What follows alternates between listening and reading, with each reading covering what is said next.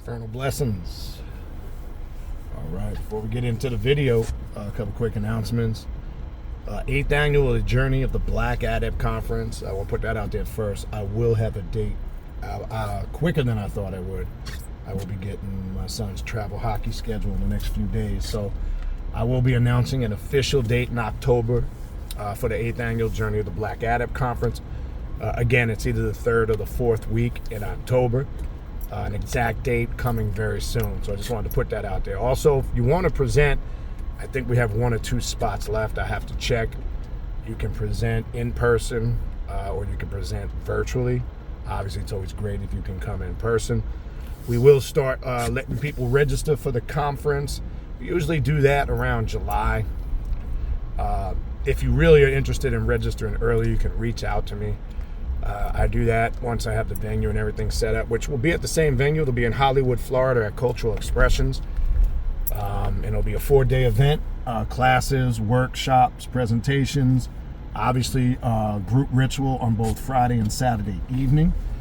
And then a question and answer session on Sunday. We open the conference on a Thursday.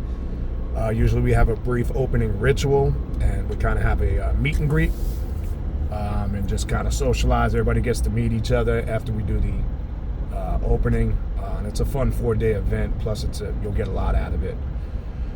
All right, so exact date to come on that soon. If you're interested in a spiritual reading or a consultation, I offer various different readings. Santama Workday readings, Egyptian Oracle readings, Telepathic Demonic readings, Shadow Work readings, which, as you've always heard me say, and I will continue to say, is a great reading to do if maybe you're a little bit confused on the sense or purpose or direction you need to be heading into. Shadow work is an ongoing process, as you know, and it points you in the direction. And what I teach and I enforce and I promote heavily, in my opinion, you need to work on your wants first and your needs secondary. When you address the wants, trust me when I tell you, the needs will manifest. All right? Or maybe you're just interested in a spiritual consultation, which people just use that as a one-on-one session with me to discuss. Some people just come with a list of questions, or some people have certain areas of interest they want to focus on, or maybe you got something particular going on in your life you want to focus on. But I want to make it clear because sometimes there's still some confusion. A spiritual consultation is not a reading. Because sometimes I get on the Zoom call with the client and they're asking things about, which is reading related. So just keep that in mind. A reading involves using a system of divination, whether that's runes, stones, cards, or sometimes it could just be tapping into spirit. But just want to make that clear. It's not a reading. A consultation is completely different. All right? If you're interested in any of the aforementioned, shoot me an email, khnum19@gmail.com. Please include in your email the days and times you are available on a weekly basis, all right?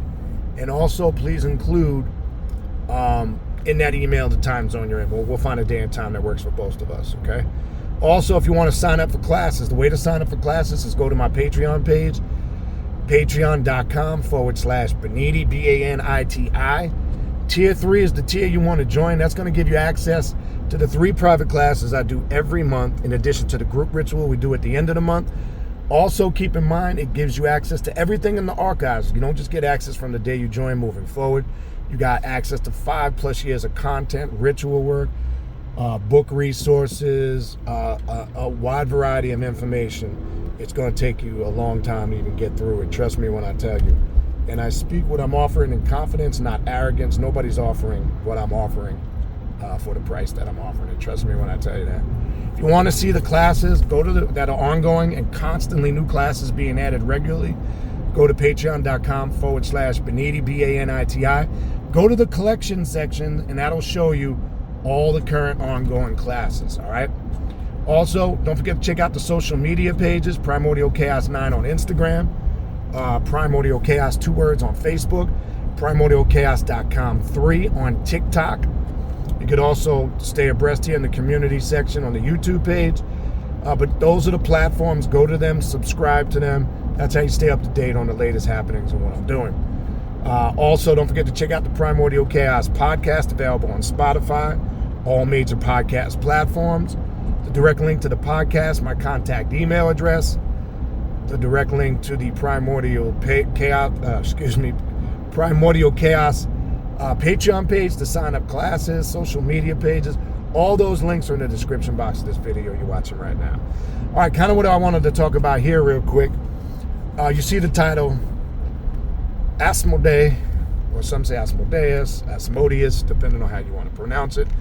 Asmodeus or Asmodeus, I'll just say Asmodeus. And the 9 hells, right? Or the 9 hells of Asmodeus, right? Now, I'm talking about this from a clipothic perspective.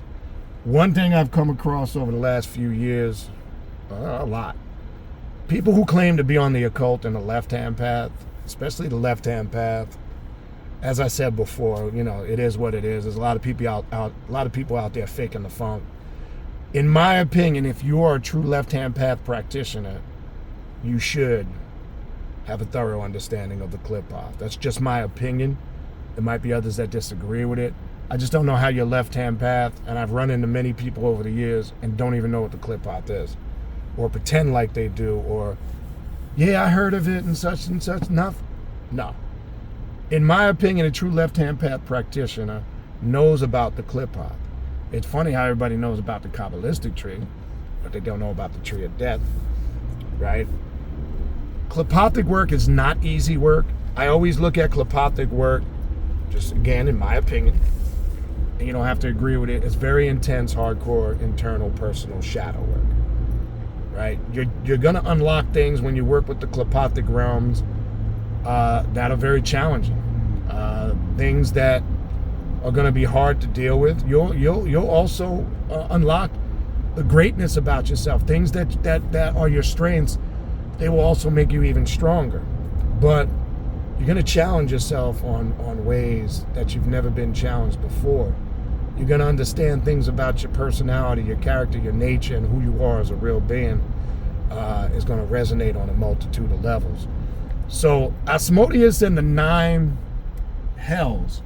As you know, Asmodeus, and as you know when you work on the clip path, each clip is like a doorway or a gateway, and there's a specific god or goddess, demon, that is the facilitator of going through that gate.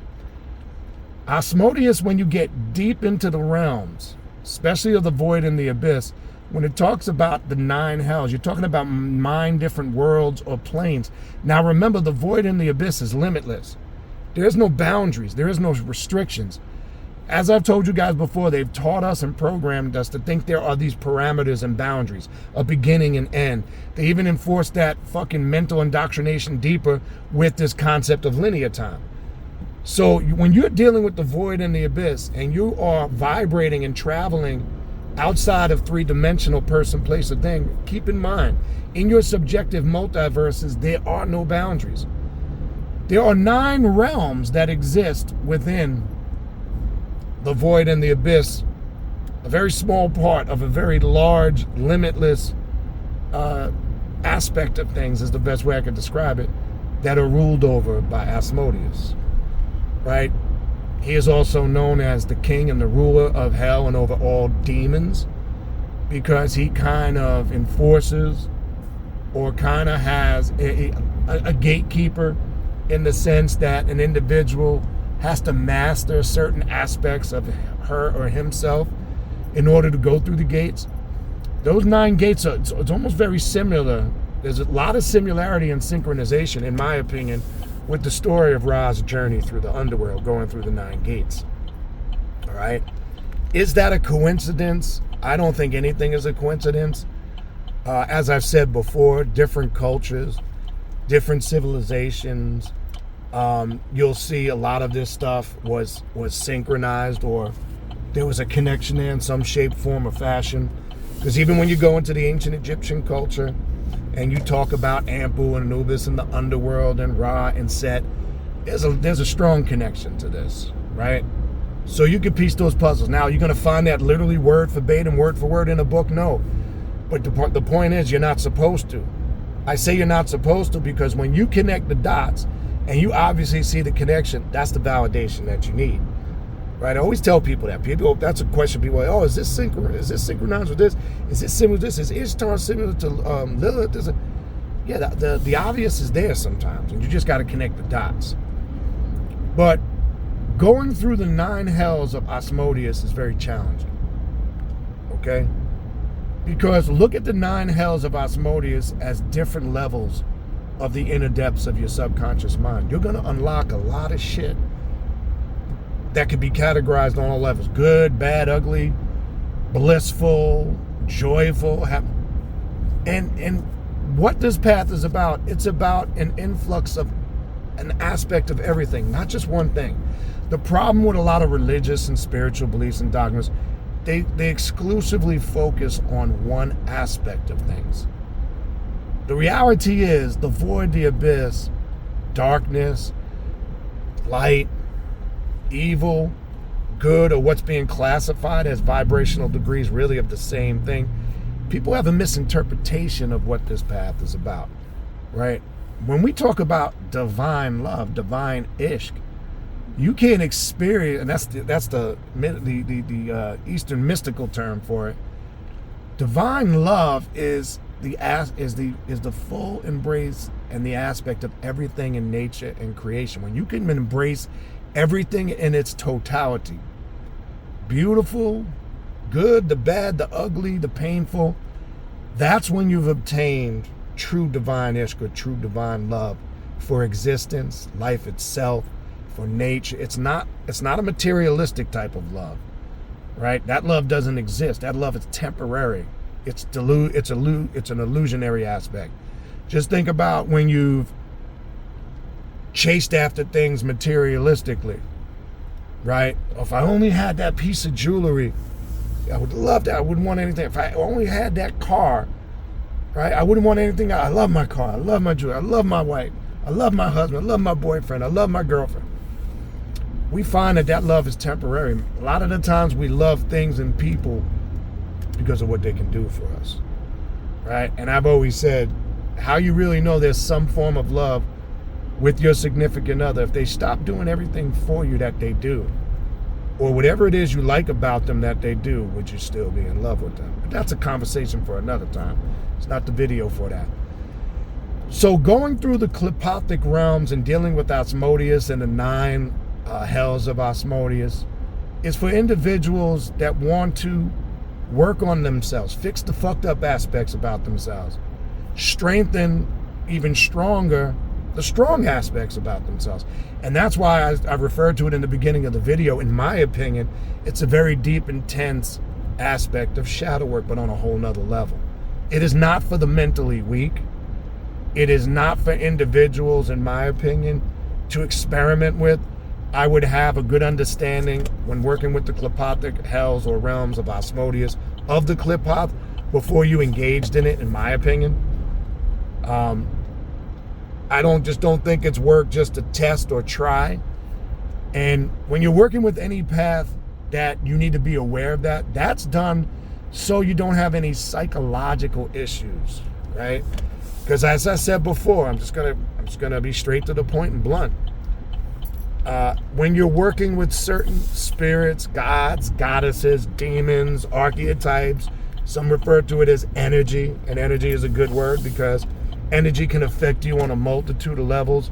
Sometimes you can create psychic disturbances, psychic imbalances, right? And certain things can start to kick in, or issues, and you want to avoid that. And it's real simple to avoid that without spooking it out or making it sound, terrible. The reality is, do your due diligence and research. Study, learn. When you have a firm grasp and understanding of what you're doing, that eliminates the chances for any issues, as I just mentioned.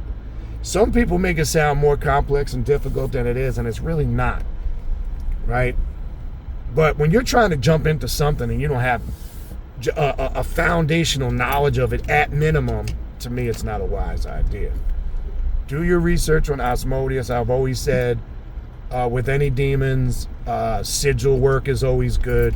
Sigil meditations to begin with, to get acclimated with the energy of the demon or the spirit.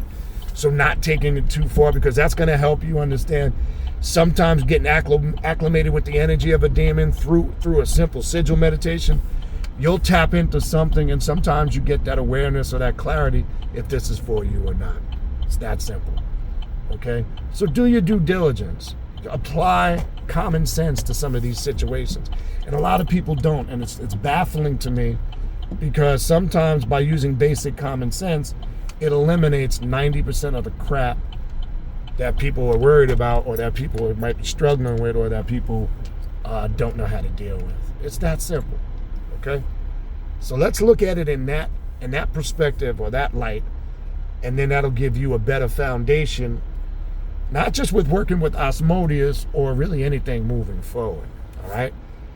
So yeah, this was going to be a little shorter than I had actually planned, but again, if you do work with the clip-off, or even there's work you can do, there's various resources out there.